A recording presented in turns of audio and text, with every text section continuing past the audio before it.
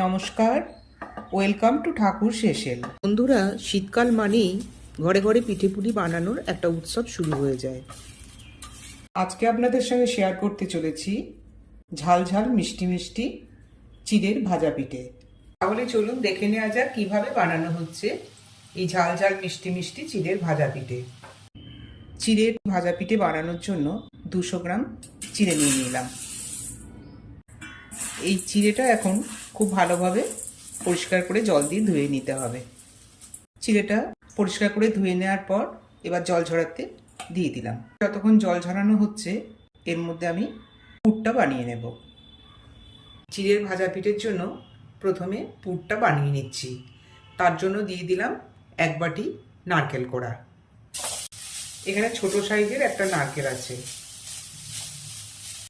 আর দিচ্ছি 100 গ্রাম খোয়া ক্ষীর। এই খোয়া ক্ষীরটা মিষ্টি ছাড়া খোয়া ক্ষীর। 150 গ্রাম মতো খেজুরের গুড়। আর দিয়ে দিচ্ছি হাফ বাটি লিকুইড দুধ। এবার এই সব উপকরণগুলো একসঙ্গে ভালোভাবে মিশিয়ে নেব। তার জন্য এখানে 6 থেকে 7 মিনিট টাইম লাগবে। পুরো অনেকটাই রেডি হয়ে এসছে। আর একটু শক্ত হলে এটা নামিয়ে দেব। পুরটা একেবারেই রেডি হয়ে গেছে। এবার এটা নামিয়ে নিচ্ছি। অনেকটাই জল ঝরে গেছে। চিড়েটা এবার মেখে নেব।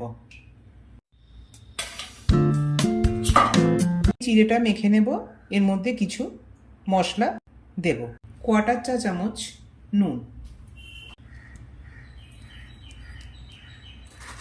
2 চা চামচ চিনি, 2 চা চামচ আদা আর কাঁচা লঙ্কার পেস্ট। আর নিয়েছি 1 কাপ গরম জল। তবে এই 1 কাপ গরম জল একবারই দেব না, প্রয়োজন মতো দেব। এখন এই চিড়েটা মেখে নিচ্ছি। চিড়েটা কিন্তু খুব নরম করে মাখলে হবে না, একটু টাইট করে মাখতে হবে। সেজন্য গরম জলটা মাখার সময় যতটা প্রয়োজন ঠিক ততটাই দিতে হবে। অনেকটাই মাখা হয়ে এসছে, তবে আরও ভালোভাবে এটা মাখতে হবে। আর এর মধ্যে আরও 2টো জিনিস দেওয়ার আছে, সেগুলো আমি এখন দিয়ে দিচ্ছি। দিয়ে দিলাম 2 চা চামচ ময়দা। ময়দাটা এখানে বাইন্ডিংয়ের জন্য ব্যবহার হচ্ছে। আর দিয়ে দিচ্ছি 1 চা চামচ ঘি। ঘি আর ময়দা দেওয়ার পরে আরও ভালোভাবে মেখে নেব। চিড়েটা মাখা একদম রেডি হয়ে গেছে। চালের গুঁড়ি বা ময়দার পিঠে আমরা যেভাবে করি সেরকম নরম করে মাখলে হবে না। চিড়ের পিঠে একটু শক্ত করে মাখতে হবে। এবার এটা থেকে আমি লেচি কেটে নেব। এরকম করে সমস্ত মাখাটাই লেচি কেটে নেব।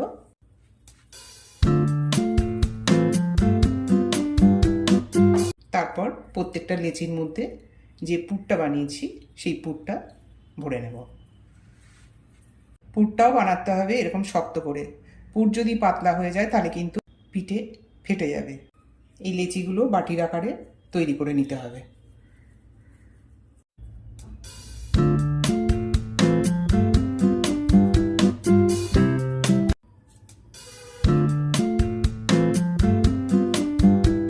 ঠিক এইরকম ধরনের পিঠেগুলো দেখতে হবে।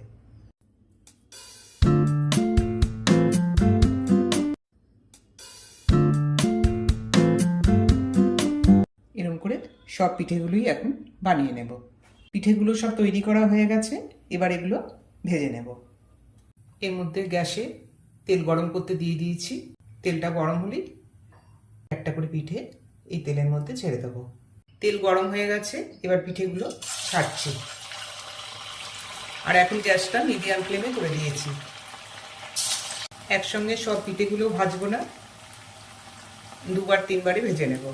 একটা পিঠ একটু শক্ত মতো হয়ে গেলে উল্টে দেব। চিড়ের ভাজা পিঠে খেতে কিন্তু খুবই মুচমুচে হয়। আপনারাও বাড়িতে এইভাবে বানান, দেখবেন খেতে খুবই ভালো লাগবে এই চিড়ের ভাজা পিঠে। আর এটার স্বাদ হবে ঝাল ঝাল মিষ্টি মিষ্টি। যেহেতু এখানে আমি আদা কাঁচা লঙ্কা বাটা দিয়েছি, এর কিন্তু একটা অন্যরকম ফ্লেভার হবে। চা কফির সঙ্গেই শুকনোই খাওয়া যাবে। এই পিঠে রসে ফেলার দরকার নেই। একটা পিঠ একটু রং ধরে গেছে, এবার আমি উল্টে দিচ্ছি অন্য পিঠটা। অনেকটাই লালচে হয়ে এসছে, তবে আরেকটু ডিপ ফ্রাই হবে এটা। পিঠেগুলো একদম ভাজা রেডি হয়ে গেছে। এইরকম ভাবে লাল লাল করে ভাজতে হবে।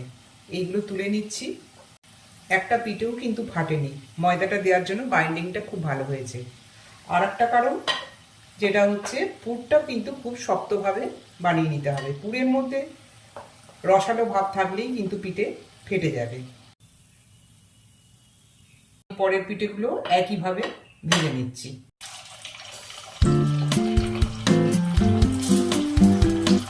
পরেরগুলোও একই রকম ভাবে ভাজা হয়ে গেছে।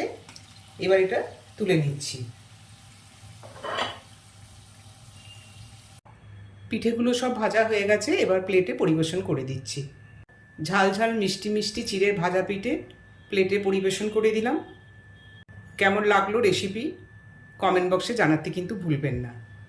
আর প্রত্যেক দিনের মতো আজকেও অনুরোধ রইল চ্যানেলটি লাইক, শেয়ার এবং সাবস্ক্রাইব করবার জন্য। আজকে এই পর্যন্তই, আবার দেখা হবে অন্য কোনো রেসিপি নিয়ে। নমস্কার।